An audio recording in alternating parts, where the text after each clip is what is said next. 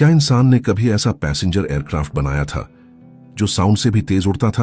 हाँ, उसका नाम था कॉनकॉर्ड। एक ऐसा विमान जो न्यूयॉर्क से लंदन सिर्फ लगभग 3 घंटे में पहुंच सकता था। जब बाकी एयरक्राफ्ट आसमान में क्रूज कर रहे होते थे, कॉनकॉर्ड लिटरली हवा को चीर रहा होता था। यह केवल एक एयरप्लेन नहीं था, यह फ्यूचर था। लेकिन फिर सवाल उठता है, अगर कॉनकॉर्ड इतना एडवांस्ड था तो आज वह आसमान में क्यों नहीं दिखता? क्यों दुनिया का सबसे तेज पैसेंजर जेट इतिहास बन गया? आज हम जानेंगे कॉनकॉर्ड की पूरी कहानी। साल 1969 यूरोप की 2 बड़ी एरोस्पेस पावर्स ब्रिटेन और फ्रांस एक ऐसे एयरक्राफ्ट पर काम कर रही थीं जो एविएशन हिस्ट्री बदल सकता था। गोल सिंपल था, दुनिया का पहला कमर्शियल सुपरसोनिक पैसेंजर जेट बनाना, यानी ऐसा एयरक्राफ्ट जो साउंड की स्पीड से तेज उड़ सके। और फिर जन्म हुआ कॉनकॉर्ड का। उसकी शेप फ्यूचरिस्टिक थी, उसकी नोज अलग थी, उसके इंजन्स बेहद पावरफुल थे, लेकिन उसकी सबसे बड़ी ताकत थी उसकी स्पीड। कॉनकॉर्ड मैच 2 तक उड़ सकता था, यानी लगभग 2100 किलोमीटर प्रति घंटा। इतनी तेज कि पैसेंजर्स सुबह लंदन से उड़कर न्यूयॉर्क पहुंचकर उसी दिन बिजनेस मीटिंग करके वापस लौट सकते थे। उस समय यह किसी साइंस फिक्शन जैसा लगता था। सेलिब्रिटीज, बिजनेस टाइकून्स, रॉयल्टी, हर कोई कॉनकॉर्ड में उड़ना चाहता था। यह लग्जरी का सिंबल बन गया।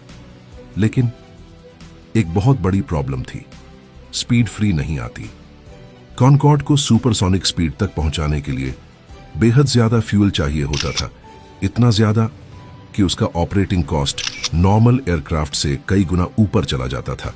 जहां एक बोइंग 747 पैसेंजर्स कैरी करता था, वहीं कॉनकॉर्ड में सिर्फ लगभग 100 पैसेंजर्स बैठ सकते थे, यानी कम पैसेंजर्स लेकिन मैसिव फ्यूल बर्न। और क्योंकि दुनिया में केवल 20 कॉनकॉर्ड एयरक्राफ्ट बने थे, उनके स्पेयर पार्ट्स भी रेयर थे। मेंटेनेंस इतना एक्सपेंसिव हो गया कि एयरलाइंस के लिए इसे सस्टेन करना मुश्किल होने लगा। लेकिन असली समस्या अभी बाकी थी। जब कोई एयरक्राफ्ट साउंड बैरियर तोड़ता है तो वह पीछे एक शॉकवेव पैदा करता है। इसे कहते हैं सोनिक बूम। जमीन पर लोगों को ऐसा महसूस होता था जैसे कोई एक्सप्लोजन हुआ हो, खिड़कियां तक हिल जाती थीं। इसीलिए कई देशों ने सुपरसोनिक फ्लाइट्स को लैंड के ऊपर बैन कर दिया। और यही कॉनकॉर्ड की सबसे बड़ी कमर्शियल लिमिटेशन बन गई। वह दुनिया में कहीं भी फ्रीली नहीं उड़ सकता था। उसकी रूट्स लिमिटेड हो गईं, मोस्टली लंदन से न्यूयॉर्क और पेरिस से न्यूयॉर्क, यानी टेक्नोलॉजी ग्लोबल थी लेकिन मार्केट बहुत छोटा था। साल 2001 सितंबर 11 अटैक्स, पूरी एविएशन इंडस्ट्री बदल गई। बिजनेस ट्रैवल अचानक गिर गया। कंपनीज ने बजट्स कट करना शुरू कर दिया। अब लोग लग्जरी स्पीड के लिए हजारों डॉलर्स एक्स्ट्रा पे नहीं करना चाहते थे। और इसी दौरान मॉडर्न सबसोनिक एयरक्राफ्ट बेहतर होने लगे। बोइंग 777 जैसे विमान quiet cabins, comfortable seats, long range efficiency दे रहे थे। पैसेंजर्स ने सोचना शुरू किया, क्या सिर्फ 3 घंटे बचाने के लिए इतना पैसा देना सही है? धीरे धीरे आंसर बदलने लगा, नो।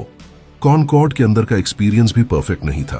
कैबिन नैरो थी, नॉइज ज्यादा था, विंडोज छोटी थी। हाँ, वह फास्ट था लेकिन कंफर्टेबल इतना नहीं। और एयरलाइंस अब एक ऐसे एयरक्राफ्ट को मेंटेन कर रही थी जो आइकॉनिक तो था लेकिन प्रॉफिटेबल नहीं। आखिरकार 2003 में कॉनकॉर्ड ऑफिशियली रिटायर कर दिया गया। दुनिया का सबसे फेमस सुपरसोनिक पैसेंजर जेट हमेशा के लिए आसमान से गायब हो गया।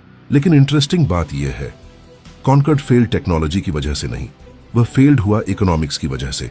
उसने साबित किया कि इंसान साउंड से तेज पैसेंजर ट्रैवल कर सकता है, लेकिन उसने यह भी साबित किया कि हर फ्यूचरिस्टिक टेक्नोलॉजी कमर्शियली सस्टेनेबल नहीं होती। फिर भी आज तक कोई एयरक्राफ्ट कॉनकॉर्ड जैसा आइकॉनिक नहीं बन पाया। और अब नई कंपनीज फिर से सुपरसोनिक ट्रैवल वापस लाने की कोशिश कर रही हैं।